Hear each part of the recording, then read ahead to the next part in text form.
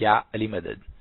Otherwise, Rai Abu Ali Missionary, wise number 820. ایک ایسی ذات کے فرمان سے کرتے ہیں جو عقلی طور پہ عقل کل اور علمی طور پہ علیم ذات ہے، یعنی مولانا حاضر امام شاہ کریم صلوات اللہ علیہ کے فرمان سے آغاز کرتے ہیں۔ میں ہماری طریقہ بورڈ کی بورڈ ممبر رشیدہ آپا سے گزارش کروں گا کہ وہ یہاں پہ آئیں اور مولانا حاضر امام کا فرمان مبارک پیش کریں۔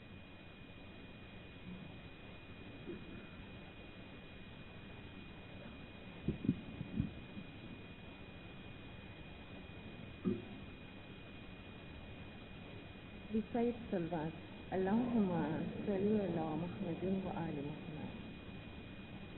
Nur Maulana Shah Karim Hussain Hazir Imam made the following farman. My beloved spiritual children, like all my murids, in all activities, there are moments of happiness, there are moments of sadness, but remember, whatever the moment, the Imam is by you. He is always by you, and he is with you. And in facing trials and tribulations of life, remember that you are never alone. You are not alone. Sometimes you may feel that you are alone, but you are not alone.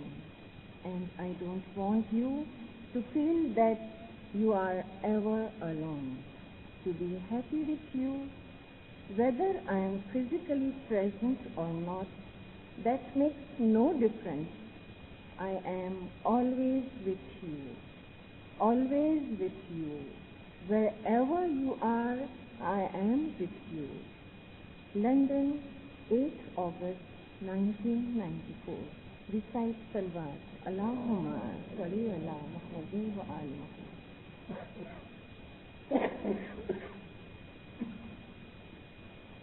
Thank you Rashida آپا۔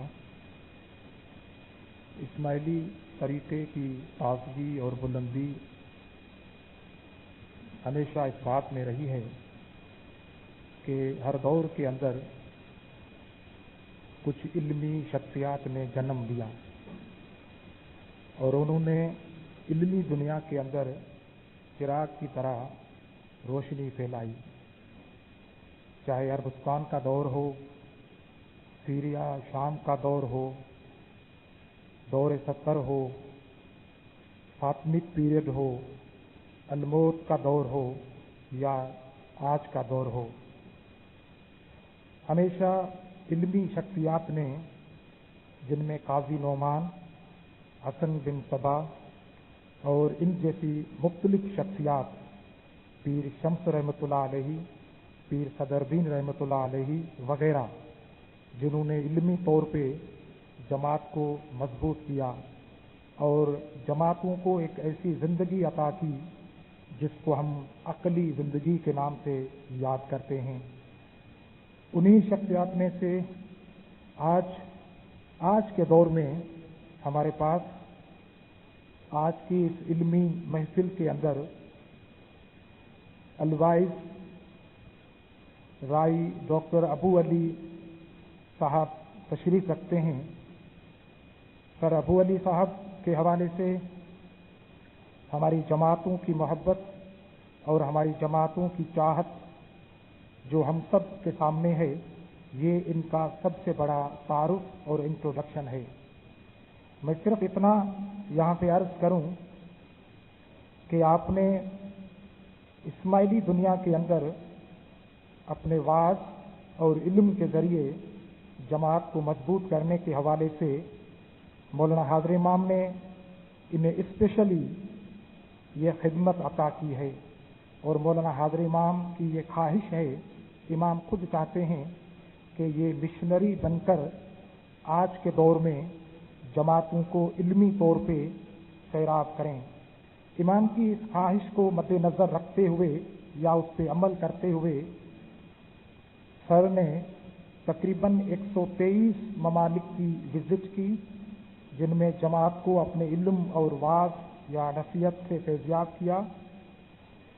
तकरीबन 75 सालों से तरीका board की दुनिया या इल्म की दुनिया या वाज की दुनिया से मुंसलिक रहे हैं और हिंदो पाक में आने वाले हमारे पहले पीर सतगुर नूर के हवाले से उनका इल्मी मकाम, उनकी टीचिंग और प्रीचिंग के हवाले से सर को ये एजाज़ हासिल है कि उन्होंने उस पर PhD की डिग्री हासिल की और बहुत सारी बुक्स उन्होंने लिखी अपने तजुर्बात और अपने इल्म के हवाले से, ख़ास तौर पे इस्माइली हिस्ट्री और दिनामिक लिटरेचर के हवाले से या डिवोशनल लिटरेचर के हवाले से उन्होंने बहुत ज़्यादा खिदमत की। हम खुशकिस्मत हैं कि इस वक्त वो हमारी इस पाक सरजमीन यानी पाकिस्तान में तकरीबन काफ़ी अरसे का प्रोग्राम लेके यहाँ पे आए हैं और उस कीमती वक्त में से हमने रिक्वेस्ट की हमारे तरीका बोर्ड सिंध ने और उसको सर ने कबूल किया और कल से तरीका बोर्ड सिंध के अंदर अपनी खिदमत अंजाम दे रहे हैं। और हमने हमारा जो ये इल्मी ग्रुप है जिसमें ख़ास तौर पे ऑनररी वाइजीन, प्रोफेशनल वाइजीन, टीचर एजुकेटर और पेरेंट्स एजुकेटर, ये तीनों ग्रुप आज यहाँ पे मौजूद हैं। तो उनसे मुलाकात के लिए सर से गुजारिश की और सर ने कबूल की इसको, तो उसके लिए हम सर के शुक्रगुजार हैं। और ज़्यादा मैं टाइम नहीं लूँगा, सिर्फ ये कि ये हमारे तीनों ग्रुप जो यहाँ पे मौजूद हैं और हमारी तमाम लीडरशिप, हमारे मोअज़्ज़ज़ मुखी साहब अमीनाबाद जमात के, उनके साथ साथ हमारे उस्ताद मोहतरम राई अबू अली जो यहाँ पे मौजूद हैं, उनको हम सिंध धरती की तरफ से, सिंध की तमाम जमातों की तरफ से और ख़ास तौर पे हमारे इन 3 ग्रुप्स की तरफ से सर को सिंध की इस सरजमीन पे खुशामदीद, वेलकम और भली कार कहते हैं। ज़्यादा टाइम मैं नहीं लूँगा, सिर्फ ये कि अब सर से मैं गुजारिश करूँगा कि वो अपनी इल्मी गुफ्तगू का आगाज़ करें।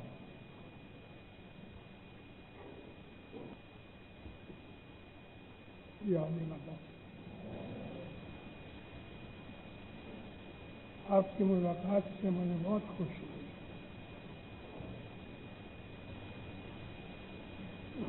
जमात में मजहबी कामकाज के लिए हम लोग मिलते हैं, मगर ये आप लोगों का ये जो ग्रुप है ये इल्मी हरकत के लिए होता है। मैंने इस बात का जिक्र किया है कि एक दफ़ा रसूलुल्लाह सल्लल्लाहु अलैहि वसल्लम मस्जिद में आए तो देखा 2 ग्रुप, एक इस जगह एक उस जगह मौजूद थे, सब खड़े हो गए। या नबी हमारी तरफ आइए, ये कहने लगे या नबी हमारी तरफ आइए। दरमियान में खड़े रहे, पूछा कि तुम लोग क्या कर रहे हो? तो एक ग्रुप ने कहा कि या नबी मैं इनको नमाज, दुरूद ये चीजें सिखा रहा हूँ। दूसरे ने कहा या नबी मैं इनको कुरान और उसके मसाइल और मतालिब सिखा रहा हूँ। हुजूर कहा बस मैं तुम्हारे पास आता हूँ, मुझे इल्म की इशायत के लिए भेजा गया है।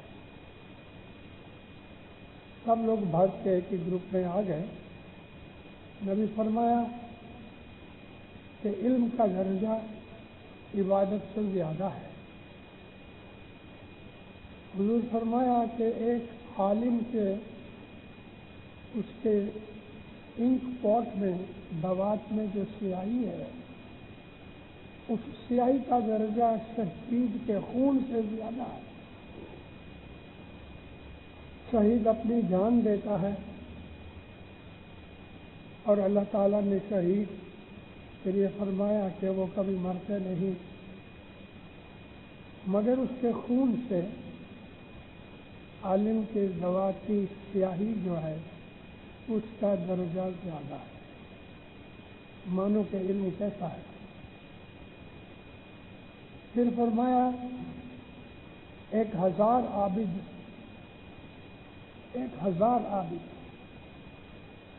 ان سے ایک عالم کا درجہ زیادہ ہے. علم سیکھنا عبادت ہے، علم کا سکھانا بھی عبادت ہے. آپ لوگ جو کچھ بھی علم مذہب کا سیکھ رہے ہو اس کا درجہ عبادت سے زیادہ ہے. مگر یہاں میں خلاصہ کروں کہ ہمارے اوپر جو مذہبی فرائض ہیں عبادت کے، اگر ہم ان کو نہ کریں اور صرف علم سیکھتے ہی رہیں تو یہ چیز قبول نہیں ہے. مذہبی فرائض کے اوپر اگر عالم نہ چلے تو اس کے علم کا کوئی فائدہ نہیں. عالم با عمل کہ جو علم سکھاتا ہے مگر خود بھی عمل کرتا ہے وہ عالم ہے. جو عالم با عمل نہیں ہے وہ عالم نہیں ہے.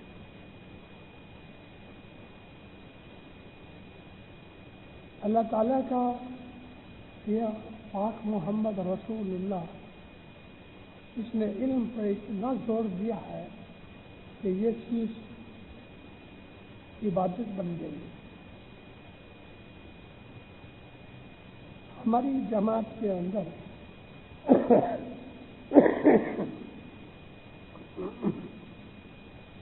میں نے 2-3 جگہ اس چیز کا ذکر کیا ہے. ہماری جماعت اسماعیلی اس کے اندر علم کا شوق بہت کم ہے. میں بہت خوش ہوں کہ اتنے آپ لوگ بیٹھے ہوئے ہو حیدرآباد کے اندر. بڑی خوشی کی بات ہے اور فخر کی بات ہے. وگرنہ عموماً ہماری جماعتوں کے اندر علم کا سیکھنا بہت کم ہے. ہم لوگ دنیا کی بہت سی چیزوں کے اندر مشغول ہیں لیکن بہت کم لوگ ایسے ہیں کہ جو اچھی کتاب کو آدھا گھنٹہ یا 1 گھنٹہ روز پڑھتے ہیں. علم پڑھنے سے آتا ہے، علم عمل کرنے سے آتا ہے. نبی پاک سے پوچھا گیا یا نبی علم کے حصول کا کیا ذریعہ ہے؟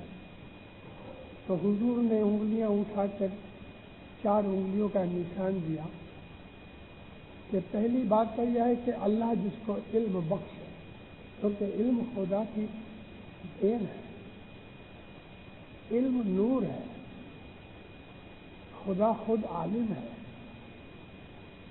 تو جب خدا کسی سے راضی ہوتا ہے تو اس کو علم دیتا ہے. اس کو ہم اردو میں کہتے ہیں علم خدا دار.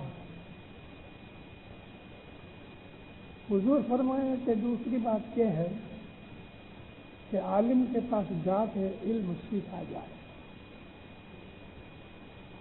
فرمایا تیسری بات یہ ہے کہ جس کو علم حاصل کرنا ہے وہ عالم کے پاس جا کے سیکھے مگر خود پڑھے.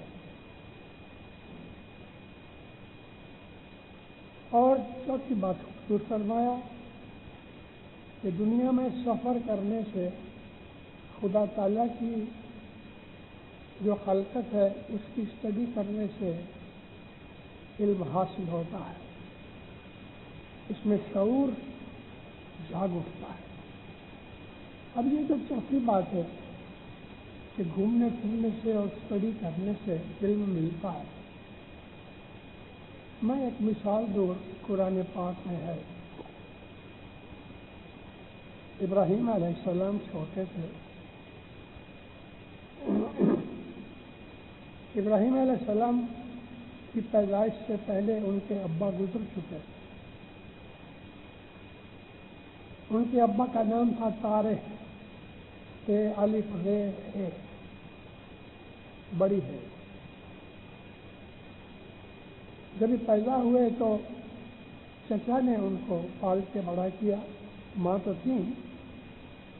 چچا کا نام تھا آذر، اور آذر بت پرست تھے، مٹی کے مورتیاں بناتے تھے، بیچتے تھے۔ تو 3 برس کے ہوئے اپنے چچا آذر کے ساتھ، اور عربی زبان کے اندر چچا کو بھی ابا کہا گیا ہے، اور خاص طور پہ چچا نے پالا پوسا، تو حضور آپ کو ابا کی طرح مخاطب کرتے تھے۔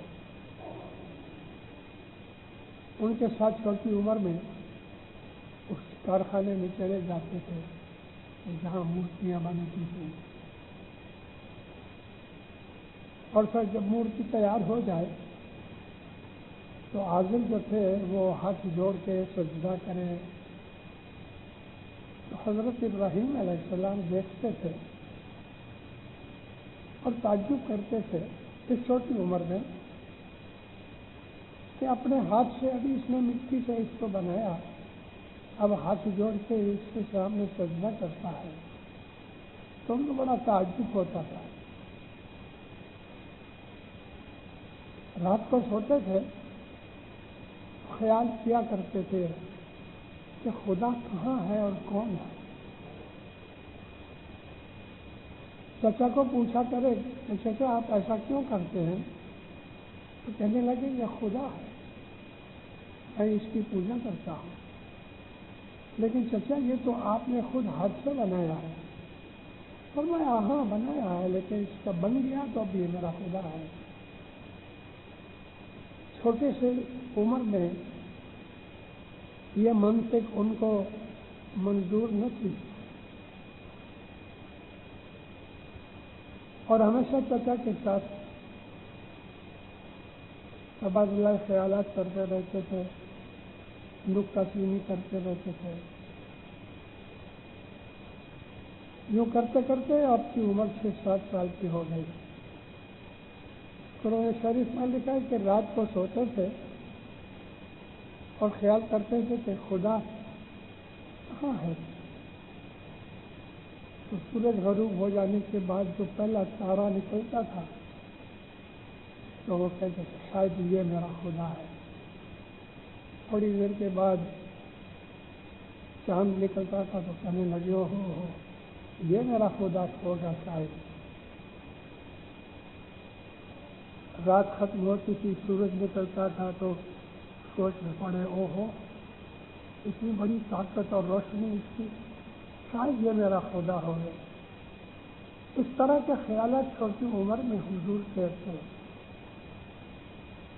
تو یہ اشارہ رسول پاک کا کہ چوتھا ذریعہ یہ ہے کہ انسان دنیا میں گھومے، خدا کی خلقت کے اوپر توجہ دے اور خیال کرے، سوچا کرے، تو اس طرح سے خدا اس کو روشنی دے گا۔ میں یہ بات پوری کر ڈالوں، ایک دن چچا آذر کہیں دوسرے شہر میں گئے تو حضرت ابراہیم نے ایک کہاڑی لی، کلہاڑی کو یوز کیا۔ جتنے یہ بت کھڑے تھے، کسی کا ہاتھ توڑ دیا، کسی کا کان توڑ دیا، کسی کی ناک توڑ دی، کسی کا سر اڑا دیا، سب کو توڑ پھوڑ دیا۔ اور ایک بڑا بت تھا، اس کے ہاتھ میں کلہاڑی دے دی۔ چچا آذر واپس آئے اور یہ حال دیکھ کے تقریباً بے ہوش ہو گئے۔ یہ کیا ہوا؟ حضرت ابراہیم کو پوچھا بیٹا یہ کیا ہوا؟ مجھے ایسا لگتا ہے کہ چچا ان کی آپس میں لڑائی ہوئی ہے اور یہ بڑے نے سب کو مارا ہے۔ कैसी बातों की बात करते हो? ये तो मिट्टी के भूत पर चल फिर नहीं सकते। चाचा मैंने यही बात आपको कही थी कि ये चल फिर नहीं सकते और आप इसकी पूजा करते हो। खुदा ताला कहता है कि अपने ईमान के लिए, खुदा की क्रिएशन के लिए तुम अपनी सोच विचार करो। तो सोचना और उसके ऊपर सोचना और सोचते रहना खुदा ताला कभी न कभी रोशनी देता है। आलिमों का एक तरीका है, और तरीका ये है कि मिसाल के तौर पर तुमने एक किताब पढ़ी और पढ़ते पढ़ते एक ऐसी बात आ गई कि जो शायद तुम्हें मंजूर ना हो सकता है कि कोई ऐसी बात कही कि जो नहीं हम जानते और हमने मान ली, लेकिन मंतिक नहीं मानती, तो हम उस किताब वाले के पीछे नहीं चलते। किताब पढ़ो मगर उसके शागिर्द न बनो। पढ़ते पढ़ते कोई ऐसी चीज मिले कि तुम्हारे ख्याल से, तुम्हारे ईमान से, तुम्हारी इल्म और नॉलेज से वो मंजूर नहीं, तो छोड़ दो। हर चीज के ऊपर तबादला ख्यालात करो अपने दिल में, अपने आप। इल्म नूर है, जैसे मैंने अभी कहा कि इल्म नूर है, मगर वो इल्म जो सच्चा इल्म है, जिसके अंदर खुदा और खुदा की खुदाई नजर आती है। फिक्शन इंग्लिश में बोलते हैं हम, नावल वगैरह, ऐसी किताबें कि जिसमें ख्वाहिशात है, ऐसी किताबें कि जिसमें फजूल ख्यालात है, ऐसी किताबें कि जो हमें दीन से हटा देंगे, ऐसी किताबें कि जो अक्ल को मंजूर नहीं, वो इल्म नहीं, वो इल्म नहीं। इल्म जैसे मैंने कहा वो है कि जिसमें खुदा और खुदा की खुदाई नजर आती हो। ऐसा आदमी खुद भी इबादत करता है और दूसरों को इबादत सिखाता है। मैंने सारी जिंदगी अपनी वाज़ों में बहुत दफा जिक्र किया है कि मैं जमात को वो चीज कहता हूँ जो मैं खुद अमल करता हूँ। मैं अगर जमात को कहूँ कि आप रोज जमात करने आओ और मैं अगर नहीं आता, तो जमात के दिल पे मेरे कलाम का असर नहीं होगा। मुझे दुआ पढ़नी चाहिए ताकि मैं जमात को कह सकूं कि दुआ पढ़ने में फायदा है। मुझे इबादत करनी चाहिए, वगरना मुझे कोई हक नहीं कहने का कि इबादत करो। रसूल अकरम की वो चीज को याद करो। नबी बैठे थे और सहाब के अंदर एक औरत आई अपने छोटे बच्चे को लेकर।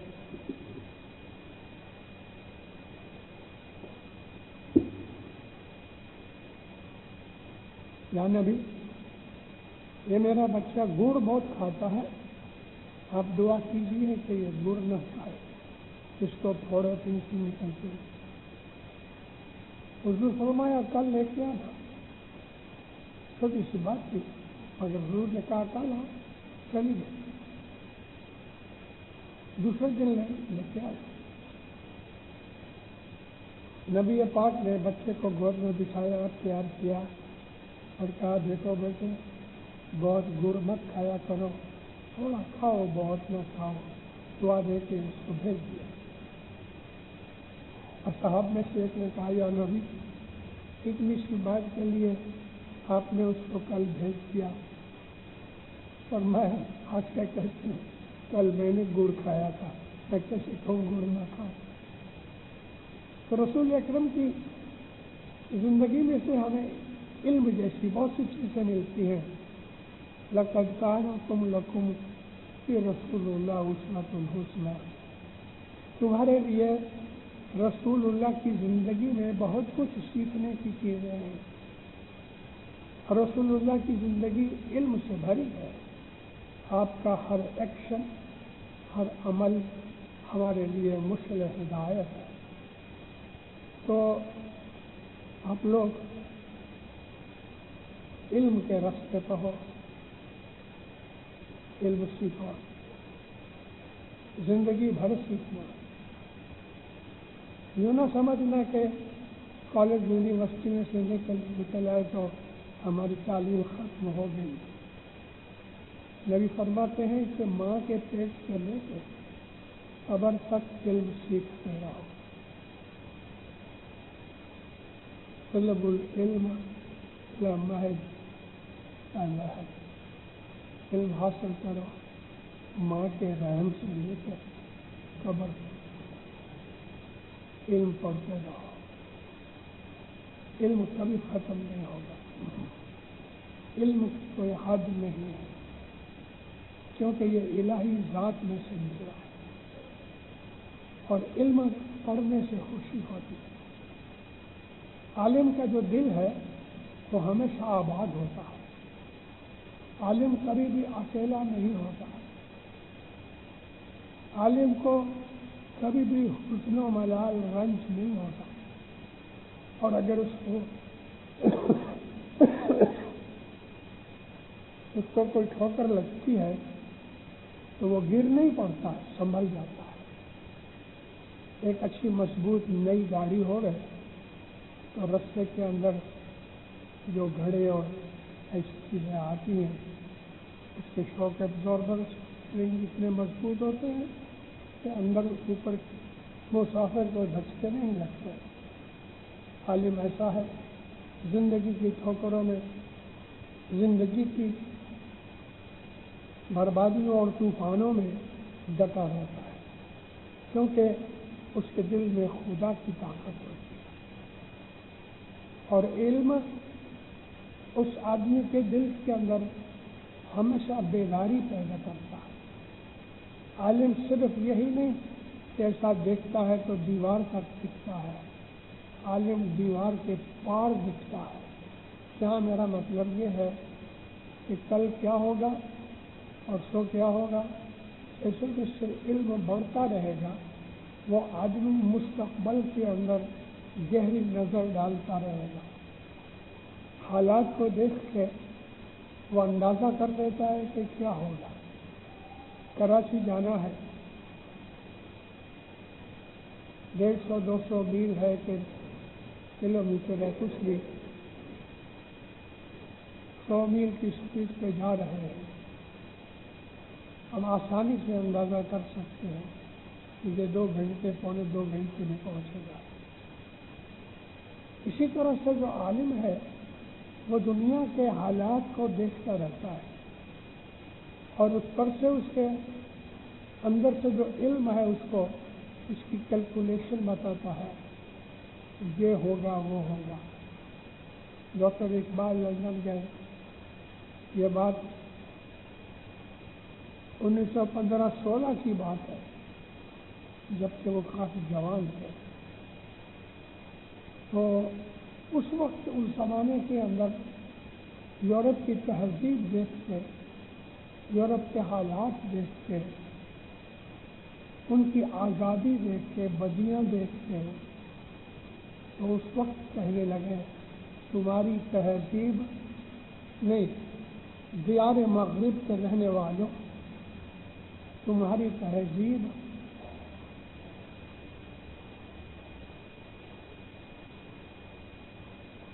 میں بول رہا ہوں، دیار مغرب کے رہنے والوں، تمہاری جو تہذیب ہے ایک دن یہی تہذیب تم کو لے ڈوبے گی. تو کہنے کا مقصد یہ ہے کہ جو علم ہے وہ انسان کو مستقبل کی نظر بھی دیتا ہے. اب میں خصوصی طور پر تمہیں بچے سمجھ کے میرے خود سے تم میرے بیٹے ہو گئے، عبادت کرو. میں تمہیں خاص تو دور لے کے کہتا ہوں بیٹے بیٹیوں عبادت کرو. میں اپنی زندگی میں سے کچھ سنانا چاہتا ہوں. 3 برس کی میری عمر میں میرے دادا مجھے کندھے پہ رکھتے صبح 3 بجے جمع خانے لے جاتے اور میں بگڑا کرتا تھا. دادا کو بہت پیار کرتا تھا اور دادا بھی بہت پیار کرتا تھا. میں کہا دادا، اور وہاں جا کے جمع خانے میں مجھے لٹا دے بلینکٹ دے مجھے سو جا. ابھی اس میں کوئی لاجک نہیں تھی میرے نظر میں. یہاں سے اٹھا کے ادھر جا کے مجھے کہے بلینکٹ سو جا. تو دادا ہنستے تھے، مانتے نہیں تھے. مجھے 3 بجے اٹھا کے کندھے پہ ڈال کے دیتے. جو میں بڑا ہوتا گیا میری عادت ہو گئی کہ دادا اٹھانے آئے اس سے پہلے میں جاگ جاتا تھا. اس طرح مجھے صبح کی اٹھنے کی عادت پڑی. 14 سال کی عمر میں مولا نے رحم کر کے مجھے بیت الخیال میں قبول کیا. ابھی 14 سال کی میری عمر ہوئی 1934 کی جنوری میں. حالانکہ میں اگست میں پیدا ہوا ہوں. 14 سال کی عمر میں مذہب کے اس خوبصورت راز میں آ گیا. خوبصورت راز اس میں اعظم. یہ بات 1934 کی ہے. اب اس بات کو 70 برس ہوئے. 70 برس ہوئے. میرے بچوں میں ایک دن بھی مس نہیں ہوا. کبھی لیٹ ہوا ہوں 4 کی جگہ 4:15 ہو گئے، لیکن ایک دن مس نہیں ہوا. ایسا نہیں ہوا کہ ایک دن بھول گیا. چھوٹی عمر کی جو عادت ہے وہ زندگی بھر رہے. ہمارے پیر کے دنوں میں کہ باڑا پنما سوامی راجو سریندر نوجیر شاعر کو میرا ملے. چھوٹی عمر میں امام کی عادت کرو تو اس کا جو جیو ہے مولا کے نور کے ساتھ ملتا ہے. عبادت کرو. اگرچہ بیت الخیال کا بول نہیں ہے تو بھی صبح اٹھا کرو. 4:30 بجے کے قریب اٹھو. جن کے پاس بول نہیں ہے اس کے لیے، اور بول والوں کو تو 4 بجے اٹھنا. صبح کی عبادت کرو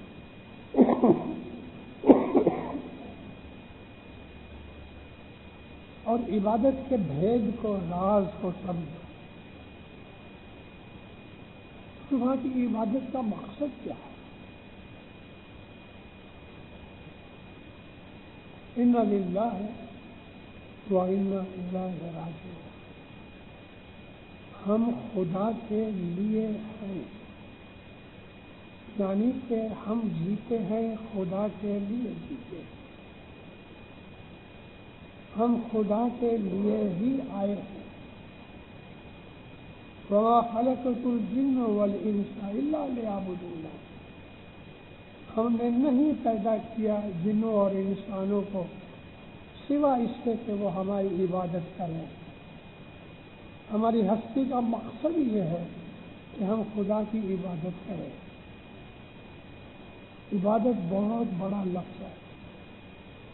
عبادت صرف یہ نہیں کہ صبح 4 بجے اٹھ کے ہم عبادت کرتے ہیں. یہ ایک سٹیپ ہے. یہ ایک سٹیپ ہے. لیکن یہ سٹیپ اگر نہیں ہوگا تو دوسرے سٹیپ پہ پاؤں نہیں پہنچے گا. علم کے لیے یہ بھی ضروری ہے.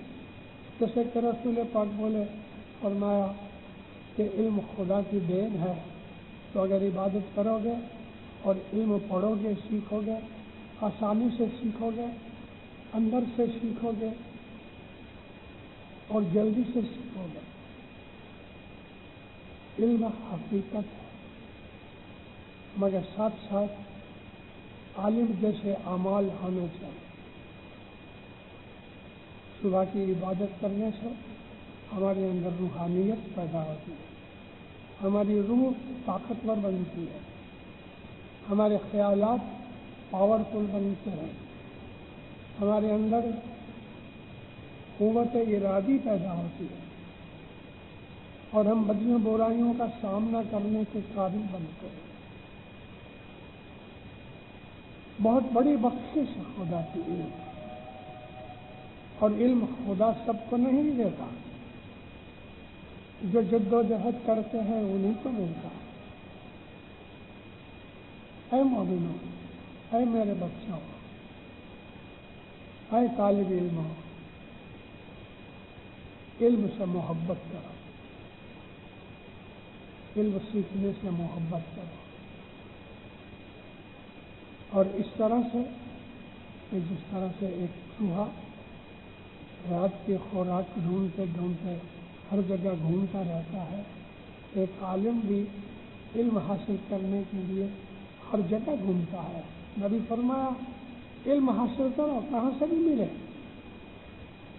اگر چین جانا پڑے علم کے لیے تو چین جاؤ۔ اس زمانے کے اندر چین جانا بڑا مشکل تھا،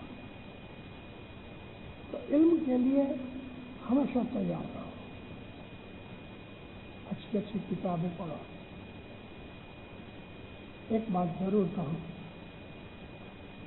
ہر بچہ اپنی ماں کا نام، باپ کا نام جانتا ہے، ہر بچہ اپنا خود کا نام جانتا ہے۔ تو اگر علم سیکھنا ہے تو پہلی شروع آپ یہاں کرو، اپنے گھر سے شروع کرو۔ میرا مولا کون ہے؟ میرے مولا کا نام کیا ہے؟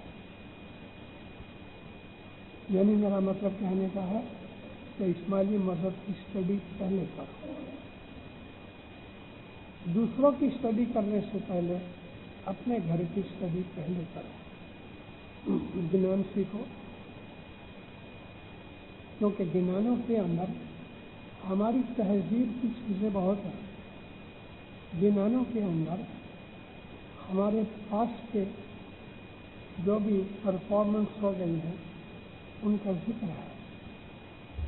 عربی فارسی کی کتابیں پڑھنے سے پہلے اپنے مذہب کی کتابیں پڑھو، گنان سیکھو اور گنان کے مطالب سیکھو، اور اپنی عادت ڈالو کہ ہر روز کم از کم ایک پیج فرمان پڑھا کرو، حضرت امام کے فرمان پڑھو،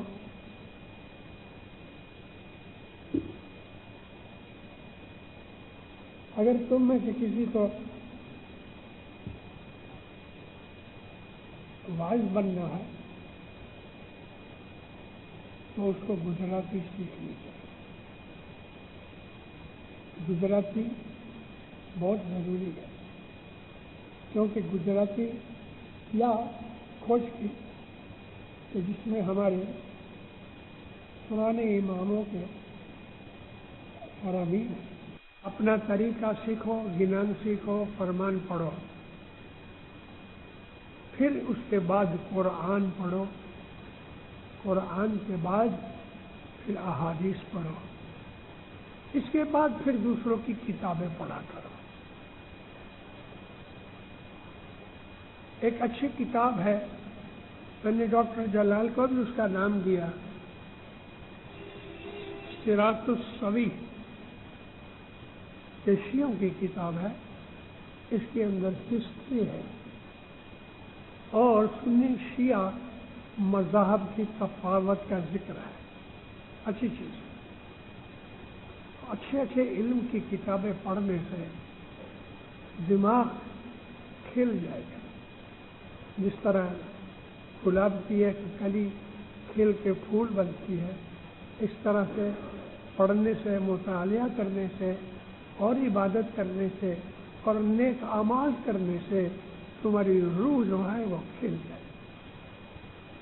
میری دعائیں ہیں آباد رہو, سکھی رہو. مولا علم دے رہے, علم حاصل کرنے کی توفیق دے رہے, تمہارے اعمال کا جائزہ لے رہے مولا, اور تمہارے نیک اعمال کی تمہیں توفیق دے رہے.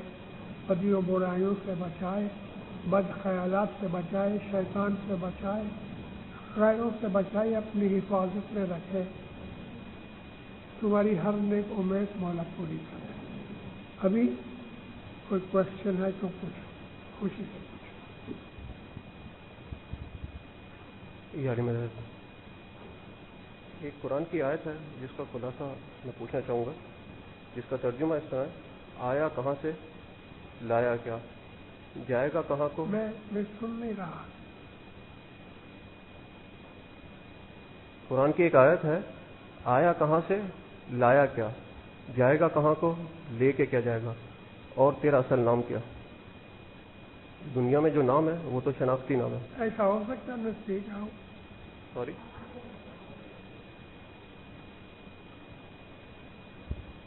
بولو. اس کا ایک کو پڑھتا ہے. آیا کہاں سے, لایا کیا, جائے گا کہاں کو, اور لے کر کیا جائے گا, اور انسان کا اصل نام کیا.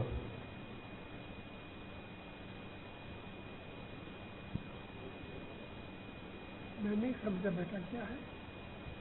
یہ جو دنیا میں جو نام دیا گیا ہمیں وہ تو ہمارے ماں باپ نے دیا, ہمارے بزرگوں نے دیا. اس عالم بزم کے اندر میری روح کو کس نام سے پکارا گیا. بہت اچھا کوشچن ہے. دیکھو, اچھا کوشچن, بہت اچھا کوشچن. خدا تعالیٰ الخالق بھی ہے, الباری بھی ہے. باری کا مطلب روحوں کا پیدا کرنے والا, اور ہر وقت خدا روحیں پیدا کرتا رہتا ہے. امام کے پاس جا کے جب ہم بول لیتے ہیں وہ ہماری روح کا نام ہے. اسی کوشچن سے دوبارہ ریلیٹڈ دوسرا کوشچن ہے, کیا ایک انسان کا اسم اعظم دوسرے انسان کے اسم اعظم سے میچ کر سکتا ہے؟ ہاں, کہ خدا ایک ہی وقت میں ہزاروں لاکھوں روحیں پیدا کرتا ہے.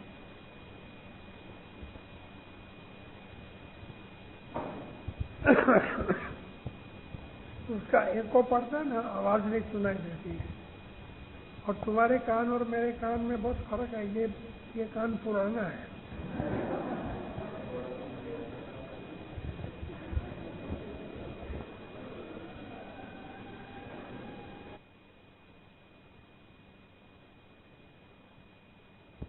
یعنی مدد, میرا نام شان سلیم بدوانی ہے. میں آپ سے یہ پوچھنا چاہوں گا کہ ہسٹری علم کے لیے کتنی ضروری ہے, اور تاریخ سے, یعنی کہ کیونکہ قرآن کا 25% جو ہے وہ ہسٹری سے ریلیٹڈ ہے, اور اس کے علاوہ حاضر امام نے بھی ہسٹری میں اپنی گریجویشن کی. تو تاریخ جو ہے وہ تاریخ ہمیں کیا کچھ سکھاتی ہے, اور تاریخ ہمارے لیے ایز الواز یا علم کے لیے کتنی ضروری ہے. میں خود ایک تاریخ دان ہوں, میں ہسٹورین ہوں. میں نے ہسٹری کے اوپر لیکچر بھی کیے ہیں.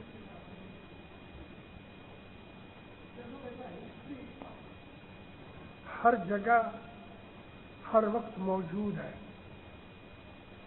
میں ادھر 11:30 بجے آیا, وہ ہسٹری ہو گیا. جو وقت نکل گیا وہ ہسٹری بن گئی ہے. اور ہسٹری سے ہمیں پاسٹ کا پتہ لگتا ہے, ہسٹری سے ہمیں حالات کا پتہ لگتا ہے, اور ہسٹری سے ہم ابھی جو موجودہ چیز پریزنٹلی بن رہی ہے, اس ہسٹری سے ابھی جو چیزیں بن رہی ہیں ہم جب تطابق کرتے ہیں تو اس میں سے ہمیں ریزلٹس ملتے ہیں, اور آنے والے زمانے کے لیے ہمیں قابل بناتے ہیں. اس میں خاص طور پر جو مذہبی ہسٹری ہے اس کا جاننا بڑا ضروری ہے, کیونکہ خدا تعالیٰ نے 114 صحائف اتارے دنیا میں. 114 اور یہ 114 صحائف جو تھے وہ سارے کے سارے لب لباب کی حالت میں قرآن میں موجود ہے. قرآن 1/3 قرآن ہسٹری ہے, 1/3 قرآن جو ہے وہ سٹوریز ہے, اور 1/3 قرآن ہے وہ لا اور اعمال کی باتیں ہیں. 1/3 قرآن ہسٹری ہے. ہسٹری پڑھنا بہت ضروری ہے, اور گنان پڑھو گے تو فل آف ہسٹری. گنانوں کے اندر ہمیں نہ صرف تھوڑے وقت کی بلکہ پرانی ہسٹریاں بیان کی ہیں. میں بیٹھو بیٹا, میں تعجب کرتا رہا گنان پڑھتے پڑھتے. تمہیں میں کہوں بیٹا, 7 برس کی عمر میں میرے دادا نے مجھے گنان سکھانے شروع کیے, اور میں 14 سال تک گنان سیکھتا رہا. میری 21 برس کی عمر ہو گئی. 18 سال کی عمر میں مجھے مولا نے فرمایا کہ تم میرا مشنری بنو, تو میں بمبئی آ گیا. بمبئی آ کے میں نے گجراتی سیکھی, کوچی جانتا تھا, اور دوبارہ میں نے گنان پڑھنے شروع کیے. مجھے 10 برس اور لگے, تب میں نے گنانوں کے اندر سے ہسٹری پڑھی. گنانوں کے اندر وہ علم ہے کہ جو ہمیں کسی اور کتاب میں مذہب میں نہیں ملتا. مثال کے طور پہ ابھی تک سائنٹسٹوں کو معلوم نہیں ہوا کہ ہماری زمین کتنی پرانی ہے, لیکن پھر صدر دین کے قربان جاؤں کہ انہوں نے ہمیں یہ بات بتائی کہ 3.5 ٹریلین ایئر, ملین 10 لاکھ کو کہتے ہیں, اور 1,000 ملین کو بلین کہتے ہیں, اور 1,000 بلین کو ٹریلین کہتے ہیں. تو پھر صدر دین کے حساب سے 3.5 ٹریلین ایئرز ہوئے ہیں اس زمین کو. اب یہ ہسٹری ہے. ہم کو پھر صدر دین نے یہ سمجھایا, کیلکولیشن بڑے اچھے طریقے سے بتائی کہ یہ ساری جو کریشن ہے, اس کریشن کو کتنے سٹیجز لگے. جیسے کہ خدا بولتا ہے 6 دن تک خدا کریٹ کرتا رہا اور 7ویں دن تخت پہ جا کے بیٹھ گیا. تو وہ 6 دن کون سے تھے؟ 24 گھنٹے کے دن تھے؟ نہیں, اس کے اندر راز ہے. تو ہمیں پیر نے یہ بھی بتایا کہ ہمارا سولر سسٹم کب پیدا ہوا. ہمیں پیر نے یہ بھی بتایا کہ ہمارے یہ جو یونیورس ہے, ابھی یونیورس کیا ہے جس کو ہم اردو یا عربی میں عالم کہتے ہیں. رحمت للعالمین جمع ہے عالم کی. تو عالم جو ہے ایک یونیورس ہے. ہمارا سولر سسٹم, اس کے اندر 9 گرہ ہیں, 2-3 ایک باہر بھی ہیں. اس طرح سے 32 سولر سسٹم کی گیلیکسی ہے, اور گیلیکسی میں 29 سولر سسٹم کے علاوہ 32 سولر سسٹم ایک گیلیکسی میں ہے, اور 29 گیلیکسی کا ایک یونیورس ہے. ایسے 18,000 یونیورسز ہیں رسول اللہ کی حدیث کے حساب سے. 18,000 عالم ہیں, اور ان تمام عالمین کا رسول اکرم مالک ہے.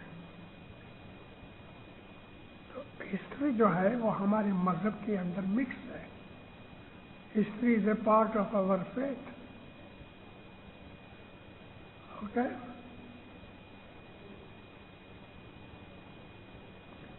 میں سوچ رہا تھا کہ ابھی تو کوئی لڑکی نہیں اٹھی. آؤ بیٹا,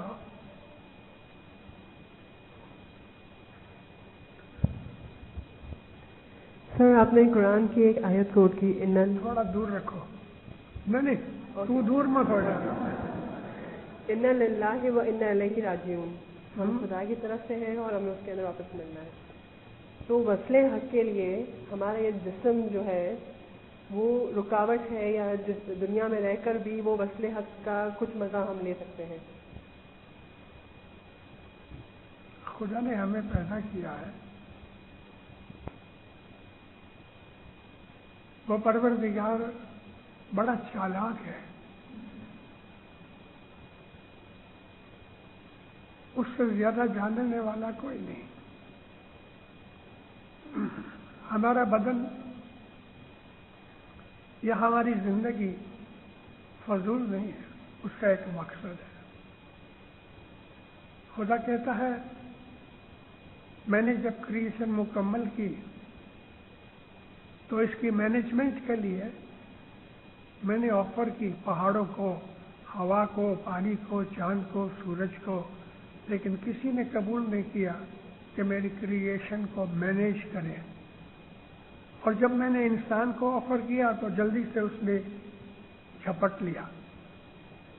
یعنی انسان کو خدا نے اپنی کریشن کی مینجمنٹ کے لیے پیدا کیا ہے. اسی لیے میں کہتا ہوں کہ جو علم ہے نا وہ انسان کے لیے نور ہے. رسول اکرم نے 1400 برس پہلے ہم کو کہا کہ درخت مت کاٹو. اب دیکھو یہ اس مینجمنٹ کی ایک بات آتی ہے. آج انوائرمنٹلسٹ بہت پیدا ہوئے. دنیا کی تمام گورنمنٹوں کے اندر اس قسم کی منسٹریاں بنائی گئیں کہ انوائرمنٹ کو، فضا کو، حالات کو، پانی کو، ہوا کو پولیوٹ نہ کرو، خراب نہ کرو، رہنے دو تاکہ زمین سرسبز رہے. کراچی کے اندر سخت پولیوشن ہے. یہ دھواں گاڑیوں کا اور اسکوٹر کا بیماریاں پیدا کرتا ہے، اور یہ ساری پولیوشن اوپر جاتی ہے تو جو اوزون کی جو لیئر ہے وہ ختم ہو رہی ہے. اور اوزون کی لیئر ہمارے لیے خدا نے پروٹیکشن بنائی ہے کہ سورج کی جو الٹرا وائلٹ ریز ہے وہ زمین تک نہ پہنچے. لیکن انسان نے نیچے کے حالات خراب کر دیے، اوزون کی لیئر پھٹ گئی، اور اب یہ الٹرا وائلٹ ریز نیچے آتی ہیں، طوفان پیدا کرتی ہیں، کینسر کرتی ہیں، اسکن ڈیزیز پیدا کرتی ہیں، بہت سی ویجیٹیشن جلا ڈالتی ہیں، جنگل جل جاتے ہیں. اس قسم کی بہت سی چیزیں پیدا ہوتی ہیں. اب انسان کو خدا نے یہ مینجمنٹ اس لیے دی کہ میری کریشن سنبھال کے رکھو، مگر انسان اپنی مرضی ہے، اپنی خود غرضی کی وجہ سے خدا کی تمام کریشن کو بگاڑ رہا ہے. اور اس کی وجہ سے طوفان آتے ہیں. جہاں بارش ہونی چاہیے وہاں نہیں ہوتی، جہاں نہیں ہونی چاہیے وہاں بارش ہوتی ہے. تو اس طرح سے ہمارا جو بدن خدا نے بنایا ہے وہ بھی فائدہ والا بنایا ہے، تاکہ ہمارے بدن کے اندر جو حالات پیدا ہوتے ہیں، مثال ہمارے بدن میں سے الیکٹرو میگنیٹک انرجی باہر نکلتی ہے. اس کے ساتھ ہمارے اگر کھڑے رہو تو ساری باڈی کے ارد گرد 2 انچ 3 انچ جتنا حالہ پیدا ہوتا ہے، جس کو ہم انگلش میں اورا کہتے ہیں. یہ اورا جو ہے اس میں ہمارے خیالات اور ہمارے بدن کی جو فزیکل سائڈ ہے اس کے حساب سے گیسز نکلتی ہے، انرجی نکلتی ہے، اور یہ انرجی ویسٹ پیدا کرتی ہے. ہم ان چیزوں کو آج سیکھتے ہیں سائنس میں، لیکن مانتے نہیں. تو خدا تعالیٰ نے ہمارے اندر اچھی چیزیں پیدا کی تھی، لیکن ہم نے بگاڑ کے ان کو، خدا کی ساری کریشن کو بگاڑ رہے ہیں. تو ہماری باڈی کا حال جو ہے وہ ایسا ہے، سمجھے؟ اور کچھ ہے؟ ہم لوگ وصل حق کی بات کرتے ہیں تو ہم کہتے ہیں کہ موت اس کے لیے ضروری ہے، موت کے بعد وصل حق ہو سکتا ہے. ہاں، زندگی کے اندر مطلب جسم کے ساتھ، جیسے ہم چیزوں کو دیکھیں تو جناب لوگ چیزوں نے پنجرا کام ہے، सच बात है तेरी कि हमारी जो बॉडी है वो एक कैद है हमारे रूह के लिए, और हमारी बॉडी जो है अच्छी भी है बुरी भी है, और ये बॉडी मिट जाती है लेकिन हमारा जो जीव है वो मिटता नहीं, इसलिए खुदा हमें दूसरी बॉडी देता है। 27 जगह कुरान पाक में री इनकारनेशन की बातें की है, यानी हमारी अल्लाह कहता है तुम पहली दफा पैदा नहीं किया गए, और फिर एक दूसरी जगह कहता है कि कोई तुम्हारा आखिरी बॉडी नहीं है लेकिन आखिरी भी हो सकती है। अगर हमारा कर्जा पूरा हो गया तो साफ होके जाएंगे, दूसरी बॉडी आने की कोई जरूरत नहीं, लेकिन हम दुनिया में गुनाह करके कर्जा छोड़ जाएंगे तो हमें वापस पैदा होना पड़ेगा।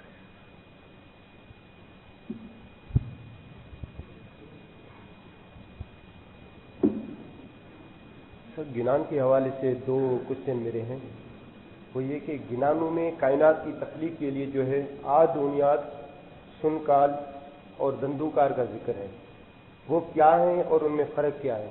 और दूसरा ये कि पीर ने गिनान में फरमाया कि 35 ने 25, 16 ने 8, वार 84 फरियाद ने सान ना आई। तो ये रीबर्थ का कॉन्सेप्ट कुरान में भी है कि कैफ तकफुरून बिल्लाहि व कुंतुम अमवातन फअहयाकुम सुम्मा युमीतुकुम सुम्मा युहयिकुम सुम्मा इलैहि तुरजऊन। तो ये हमारा नजरिया क्या है इसके बारे में? अरबी लफ्ज़ है ये आद, और हदीस की किताबों में ये लफ्ज़ आद रसूलुल्लाह के मुख मुबारक से निकला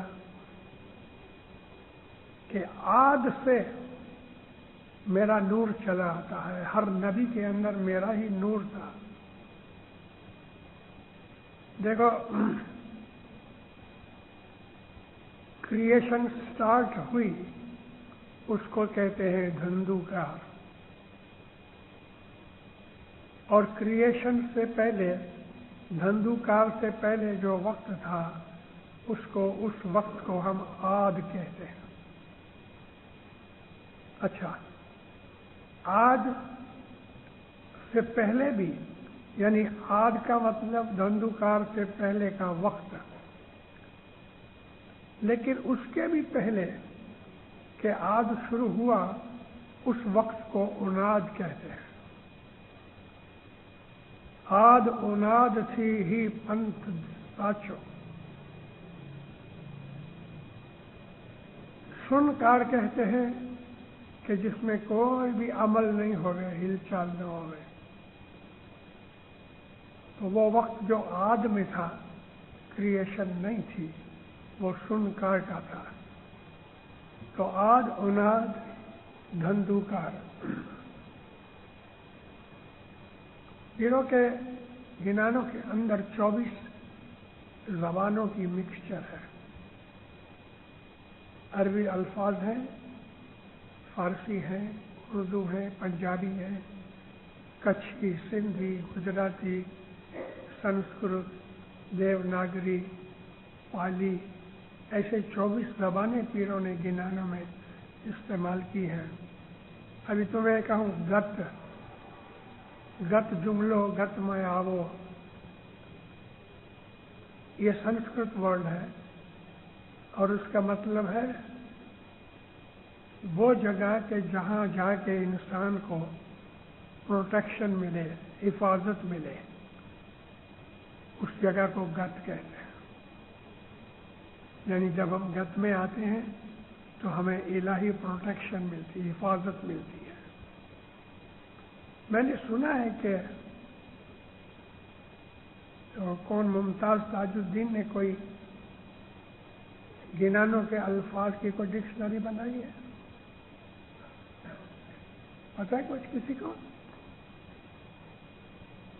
एनीवे, हमारे गिनानों के अंदर ऐसे बहुत से अल्फाज हैं और अल्फाज न जानने की वजह से उनके मतलब का पता नहीं लगता। एनीवे, अभी हम बंद करें, हो क्या? عبادت میں آسن کا کیا طریقہ ہونا چاہیے؟ آسن بیٹھو، ادھر بیٹھو. جماعت خانے میں کیسے بیٹھتے ہو؟ ایسا بیٹھتے ہو. یہ ایک آسن ہے. پھر اس طرح کراس لیگ بیٹھو، یہ ایک دوسرا آسن ہے. ابھی اپنے لیفٹ لیگ کو نیچے رکھو اور رائٹ کو اس کے اوپر رکھو. نہیں، اوپر، اندر نہیں، اس کے اوپر رکھو.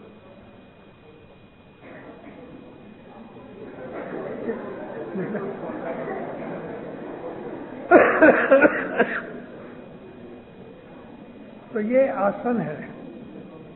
جس طرح تمہیں آسانی لگے کہ بیٹھو اور حرکت خون بند نہ ہو جائے، اس طرح جس طرح آسانی لگے اس آسن پر بیٹھو، لیکن اسپائن سیدھی رکھو.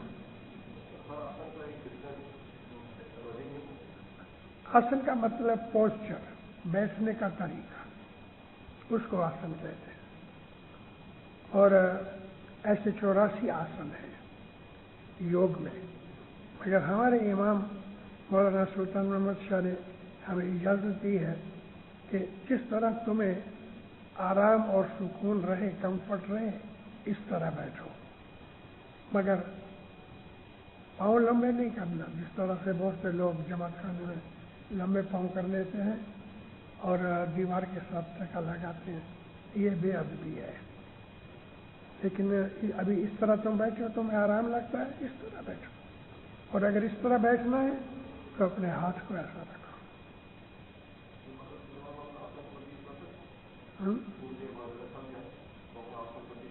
کر سکتے ہیں، مگر کوشش کرو بیٹا کہ تم 1 گھنٹہ تک بیٹھ سکو.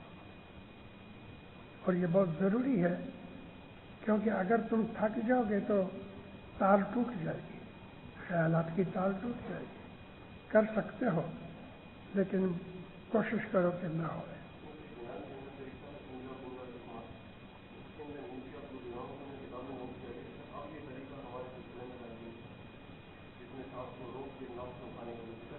مولانا سلطان محمد شاہ نے کہا ہے، اس کو منع نہیں کیا، لیکن حضور نے فرمایا کہ یہ امپوز نہیں کرتا، یعنی یہ لازم نہیں ہے. ابھی انگلا کی بات تم نے نکالی. ہم جب سانس لیتے ہیں تو دونوں سائڈ سے ہم سانس جدا جدا لیتے ہیں. میری اس وقت رائٹ سائڈ چل رہی ہے، اس کو پنگلا کہتے ہیں. لیفٹ سائڈ میں اگر چلے تو انگلا کہتے ہیں. اور پھر ہر 1 گھنٹہ اور 29 منٹ سے 1 گھنٹہ 29 منٹ ہوتے ہیں تو آہستہ آہستہ نیچرلی یہ سانس جو ہے سلو ہوتی جاتی ہے اور یہ ٹیک اوور کرتی ہے. تو 2 منٹ دونوں ناسیں خود چلتی ہے، 2 منٹ تک. تو اس کو کہتے ہیں سکشمنا. جب یہ دونوں ساتھ چلتی ہوں گے اس کو کہتے ہیں سکشمنا. سکشمنا سنسکرت میں کہتے ہیں سکھ دینے والی چیز، سکون دینے والی چیز، خوشی دینے والی چیز. اور حقیقت میں عبادت کے اندر جب یہ دونوں سکشمنا کی حالت ہوتی ہے تو اس وقت بول آسان ہو جاتا ہے اور روح خوش ہوتی ہے. تو انگلا پنگلا سکشمنا.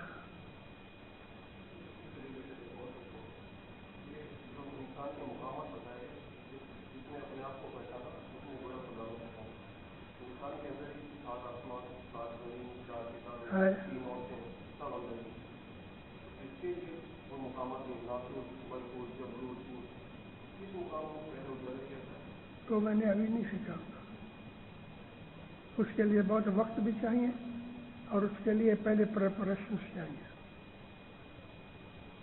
محنت کرو، آگے بڑھو، میری دعا ہے.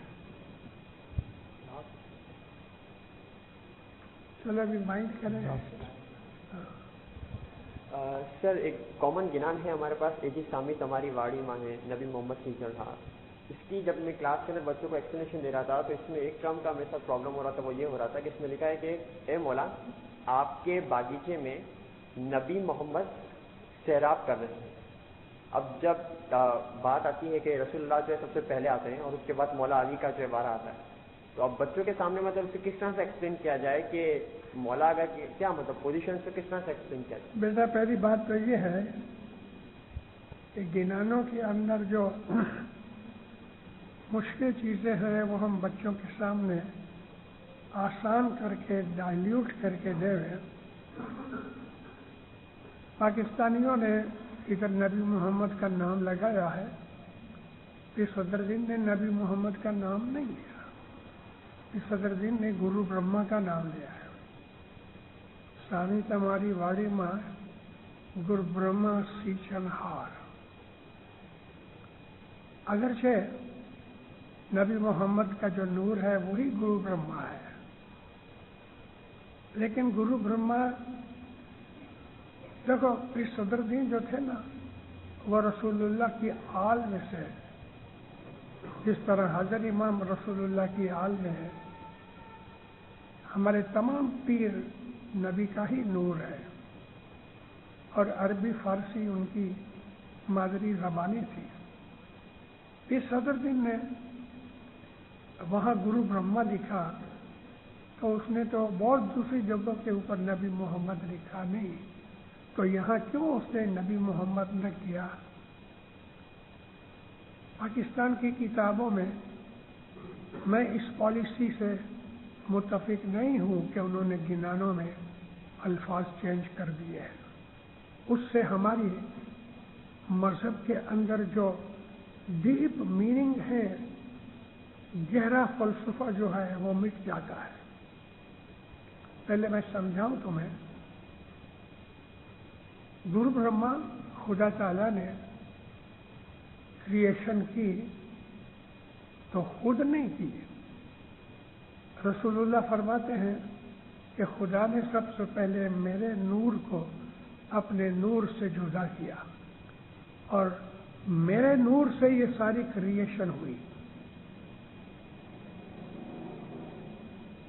تو اس طرح سے مقصد ایک ہی ہے مگر تھوڑا فرق پڑ جاتا ہے. گرو برہما کو یعنی کہ نبی محمد کو یہ ساری کریشن کو چلانے کے لیے مقرر کیا. گرو برہما کو اپنی یہ جو گارڈن ہے، یہ جو کھیتی ہے، اس کو پانی دینے، سیلاب کرنے کے لیے گرو برہما کو بنایا. یہی حقیقت ہے رحمت للعالمین کی کہ خدا تعالیٰ نے محمد کو تمام عالمین کے لیے رحمت بنایا. رحمت وہ ہے کہ جو سیلاب کرے، پانی دے، بخشش دے.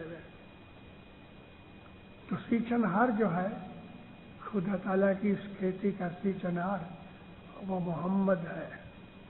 مگر گرو برہما کے حساب سے، گرو برہما اس وقت کے زمانے سے کہا گیا، اور وہ کوئی ہندو نام نہیں ہے، سنسکرت لفظ ہے، زبان سنسکرت ہے. برہم کا مطلب ہے خدا، برہم، اور برہما خدا کا نائب، اس لیے اس کو برہما کہا گیا. اچھا دیکھو، ہمارا ایک گنان ہے،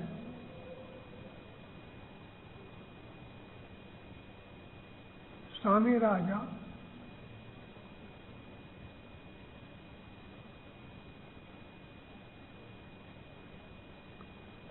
اس میں 10 اوتاروں کا صدر دن نام لیتے ہیں. مچھ، کچھ، ورادرسی. یہاں کی کتابوں میں اس کو نکال کے آدم، نوح، ابراہیم کیا ہے.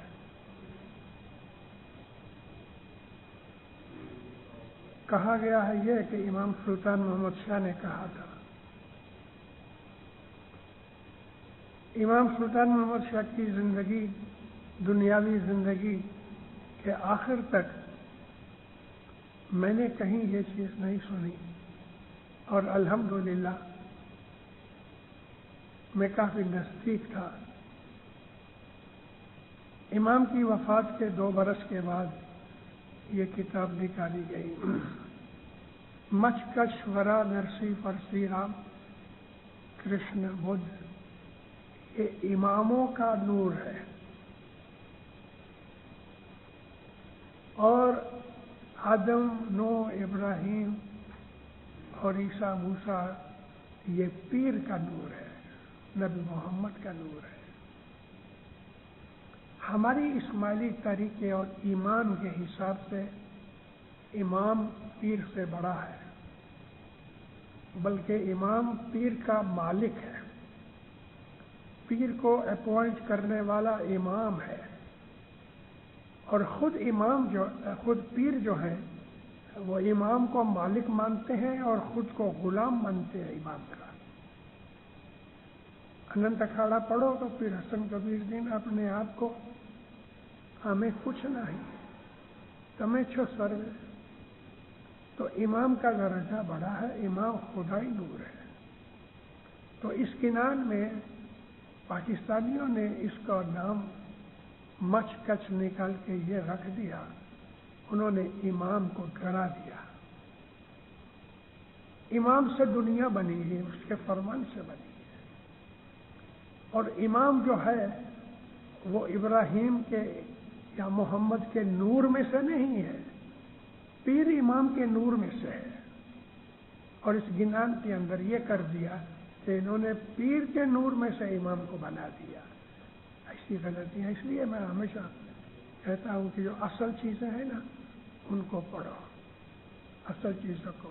ایسی میں نے کتابوں میں دیکھا ہے، دیو کہتے ہیں فرشتے کو، دیو کا نام نکال دیا، گنگا جمنا رہنے دیا۔ اور ابھی بات کیا ہے، یہ ہندوؤں کی باتیں کدھر سے آئی؟ یہ لینگویج ہے، ہندوازم نہیں ہے۔ انگلش میں گاڈ کہتے ہیں، تو تم جہاں انگلش میں گاڈ لکھا ہے وہاں نکال کے اللہ کر دو، تو یہ برابر نہیں ہے۔ اس طرح سے غلطیاں ہوتی ہیں۔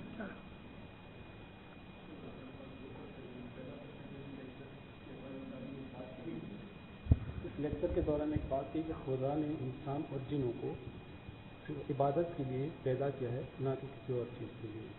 پھر دوسری ایک کوشچن کے حوالے کے جواب میں آپ نے کہا کہ خدا نے انسان کو مینجمنٹ کے لیے پیدا کیا، مینجمنٹ اس کے ہاتھ میں دے۔ اس دونوں چیزوں کو ایک ساتھ لے کے کس طرح سے ممکن ہے چلنا؟ مینجمنٹ اس کی نوکری ہے نا، عبادت ہو گئی۔ اچھا، ایک اور جو آج کل بہت عام ہے ستسنگ کے حوالے سے، کچھ لوگ جمع ہوتے ہیں کسی گھر کے اندر، وہاں ایک چھوٹی موٹی محفل کرتے ہیں، اور کسی ایک دو فرمان کو لے کے وہ اس کا اپنی محفل وطن کے مطابق ترجمہ کرتے ہیں، لیکن وہ زیادہ تر آقا حسن شہزادہ یا آقا سلطان کو سرچ کر کے اس کو پھر محفل کے اندر اس کا ترجمہ کرتے ہیں۔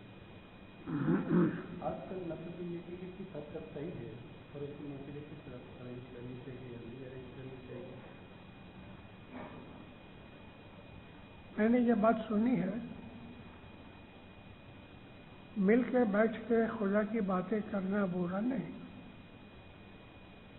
لیکن جس طریقے سے یہاں یہ ستسنگ ہو رہے ہیں وہ چیز برابر نہیں ہے۔ پرسنل اسٹڈی اور چیز ہے، اور پرسنل اسٹڈی کے اندر ایک دو آدمی بیٹھ کے ریسرچ کرتے ہوئے، میں نے خود نے بہت دفعہ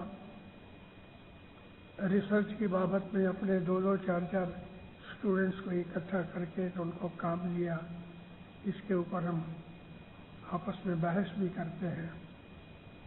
لیکن جس طریقے سے یہاں گھروں میں 5 10 20 آدمی مل کے بیٹھ کے ٹھیک ہے فرمان پڑھتے ہیں، مگر پرانے فرمان پڑھ کے اس کے اوپر کیا سیکھا اس کی تو کوئی بات جماعت کو نہیں ملتی۔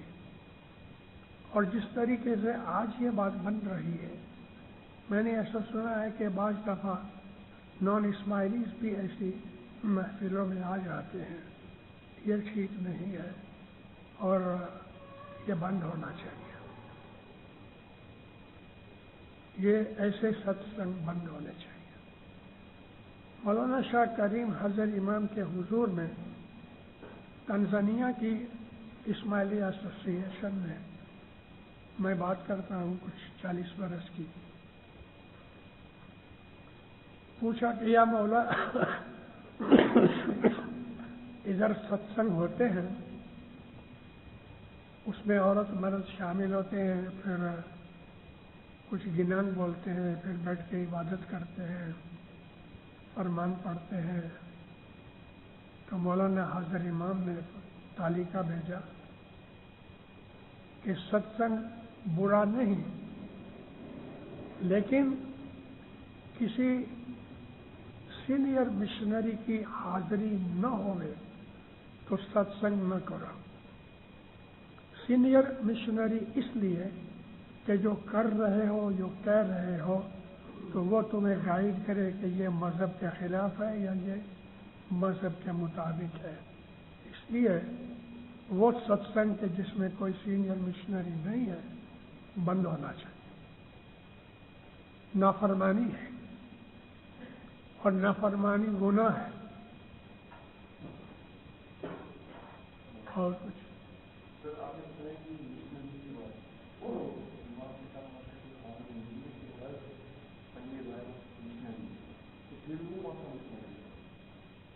دیکھو بیٹا، مشنری کس کو کہتے ہیں؟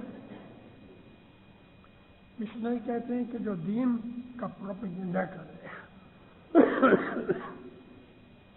مولا فرمایا میرا ہر